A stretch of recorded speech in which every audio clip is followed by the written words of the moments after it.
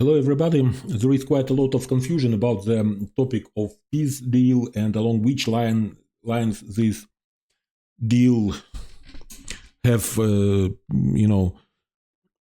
take shape. I'm increasingly frustrated about all this because what is discussed in the media is completely divorced from reality. What Trump essentially proposing and what is discussed in the media, as if he can somehow deliver it and make it happen, it's just more or less 3 points. Fighting freeze along the line of contact. Ukraine agrees not to try to return our territories through military means, only diplomatically. There is, there was no emphatically said that we have to legally acknowledge that these occupied territories are part of Russia, but who knows, maybe he will demand this from us as well.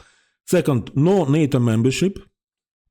And third, European peacekeepers to prevent, deterrence, to prevent future aggression.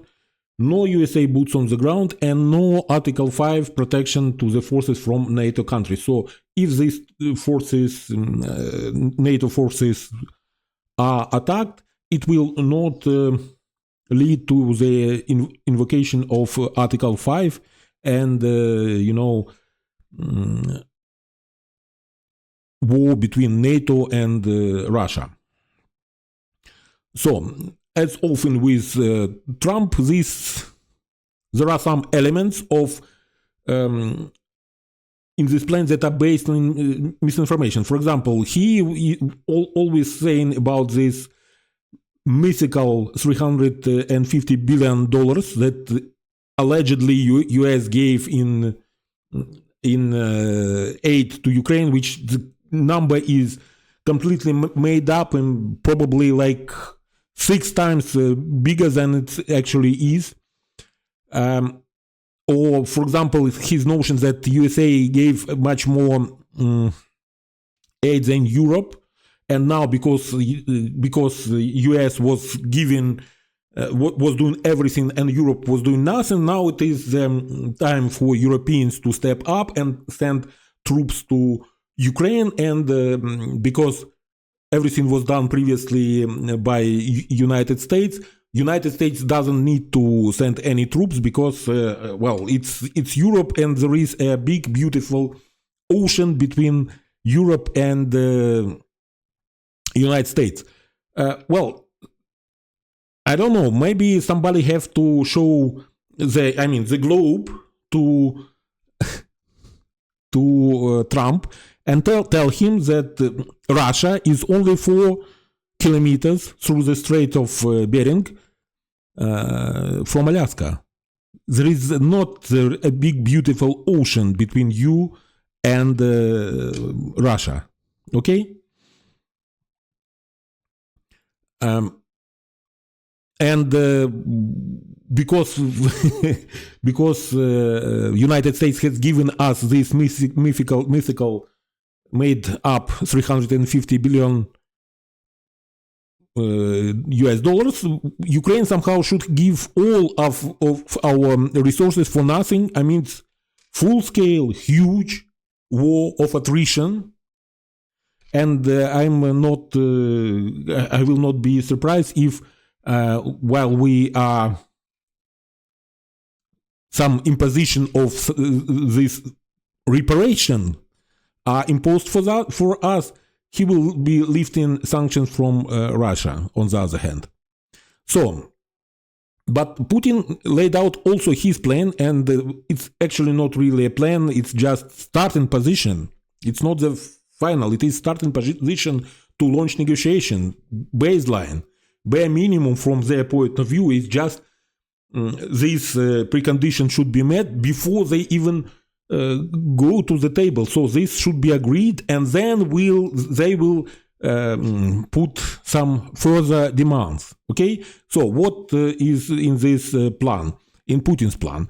During his address to the Russian Foreign Ministry in June 2024, Vladimir Putin outlined several conditions for peace talks with Ukraine. And this included, first, withdrawal of Ukrainian troops. Ukraine must withdraw the forces from Donetsk, Lugansk, Zaporozhye, and Kherson region, because this region in the administrative borders of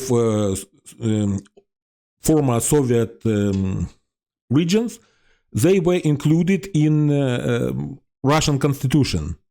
And because of that, we have to cede them to Russian, because otherwise it is it is violation of Russian constitution, which was violated by Putin so many times that it is, it was made and remade anytime he wants to change it. So it's just living and breathing constitution, as they say.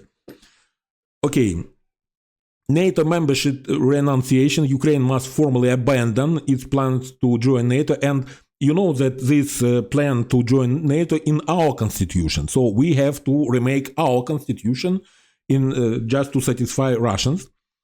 Territorial recognition, and yeah, by the way, all these territories are also in our constitution, because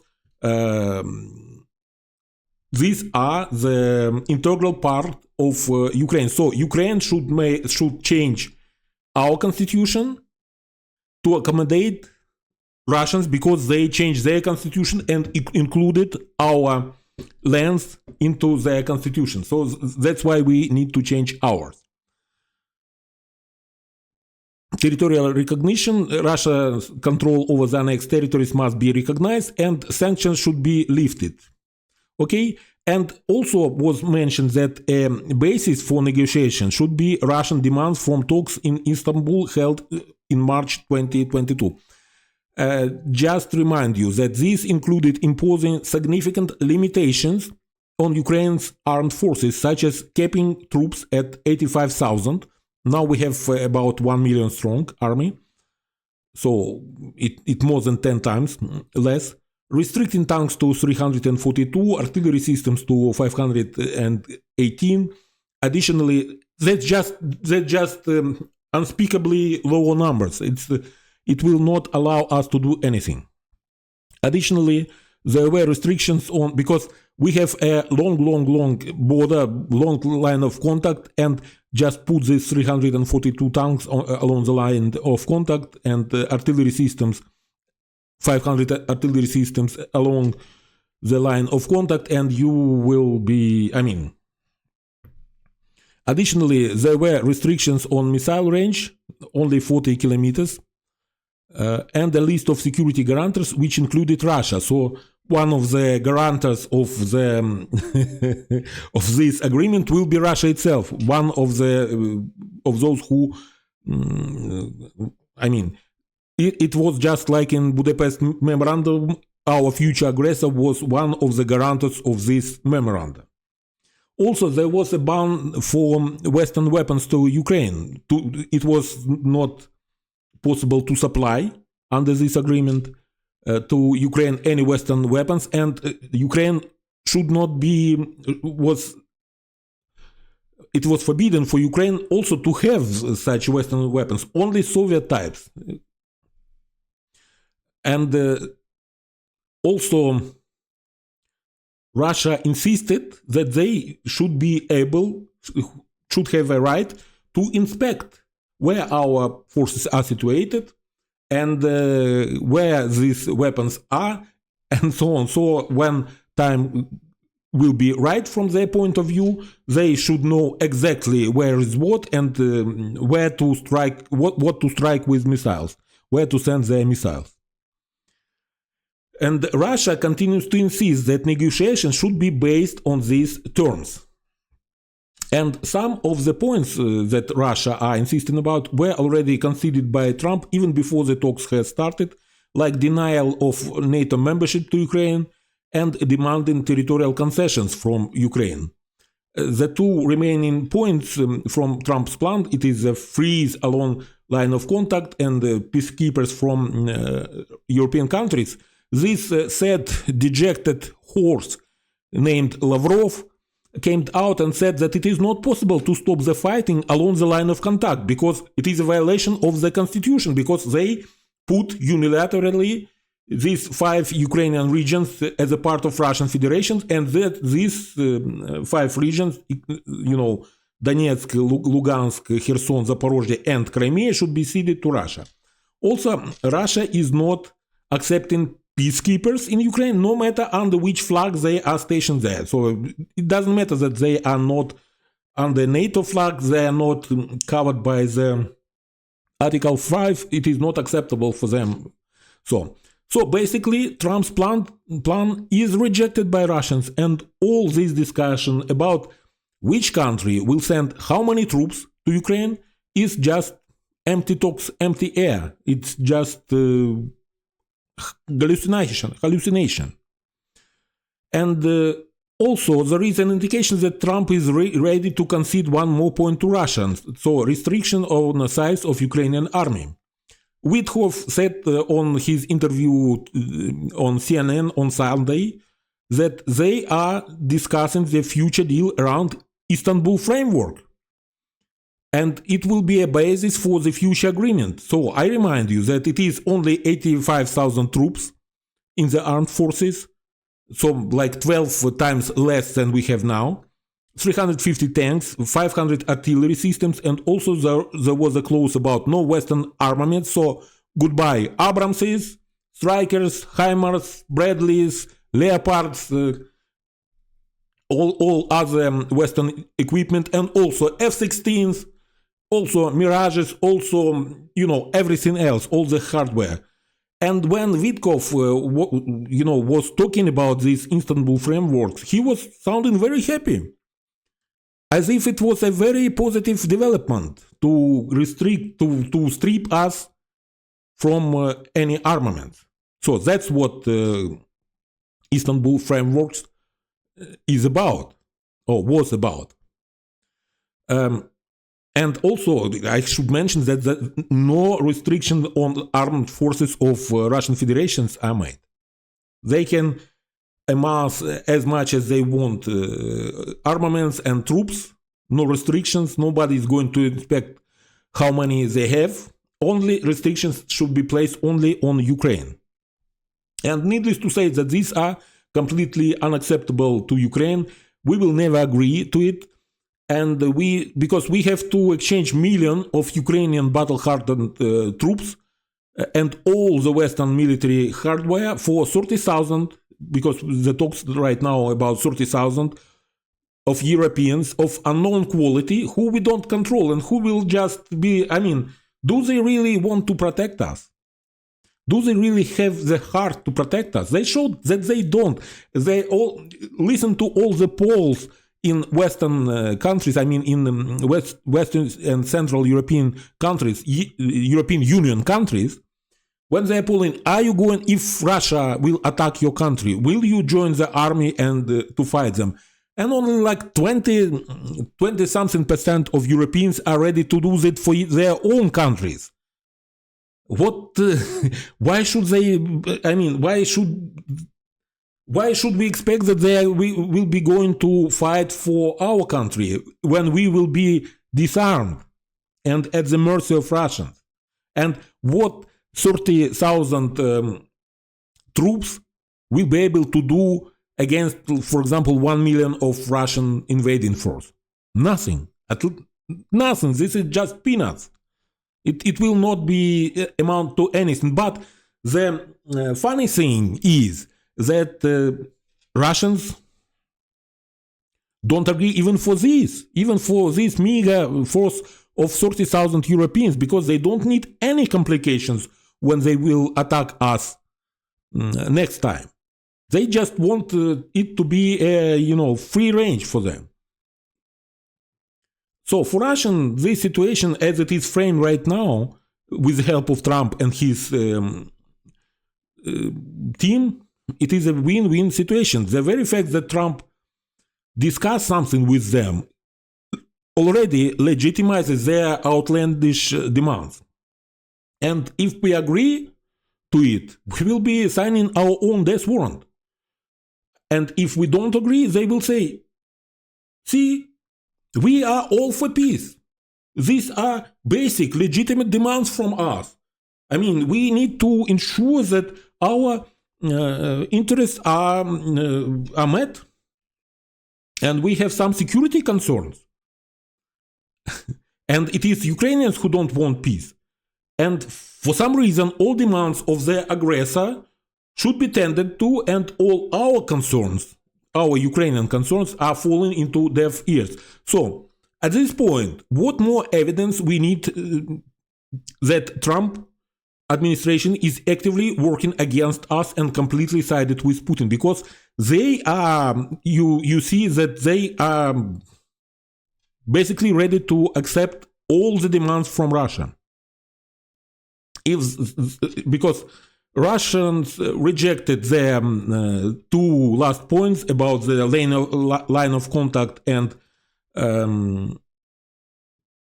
stationing of European military, part of European military forces in Ukraine.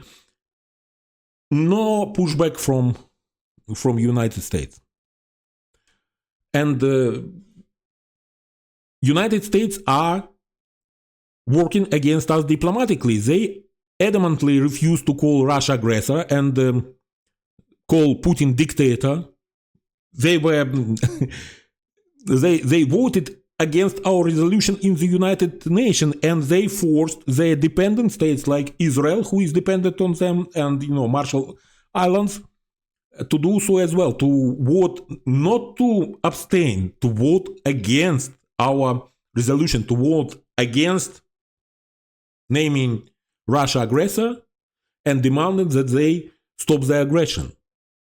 They voted against such resolution. And why nobody is talking about future military aid from United States? Because it is completely out of question now. Speaker Mike Johnson several days ago said that new bill on aid to Ukraine is not being considered. There is no threat of cutting future aid. It is already cut off. It is not even considered. So, I don't know why Zelensky even talks with Trump and his minions. Why he's about to sign this stupid deal, which is, of course, they just castrated and fucked up without any recognition. It is basically a deal about nothing. So he just eviscerated it, and so for some, I understand why he is trying to do it, to make to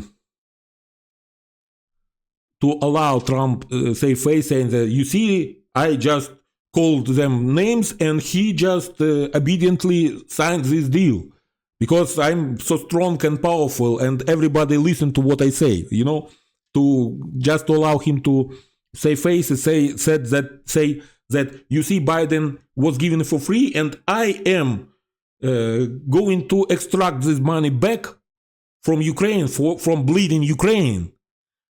So that, okay.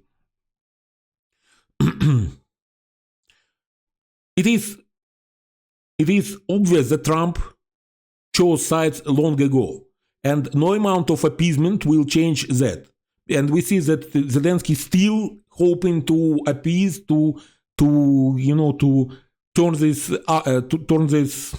around, this situation. But Trump has chosen his side long ago.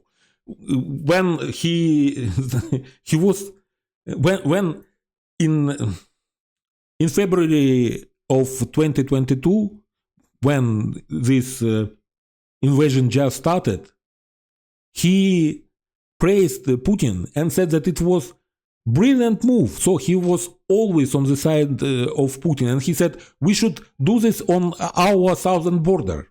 You see, we should do this on our southern border. We mean United States should invade Mexico. Okay?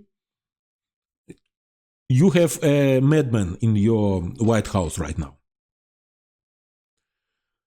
Ukraine and Zelensky should acknowledge this reality, that no amount of appeasement will change the side that the decision from Donald Trump, because he was always on Putin's corner. Ukraine and Zelensky should acknowledge this reality, act accordingly, just stop dancing to the tune of deranged individual and his gang of immoral cowards and sycophants, and arrange the defense of Ukraine without counting on United States, because it's just a waste of time, efforts, and effort. Thank you for watching. Have a nice day, and till next time. Slava Ukraini!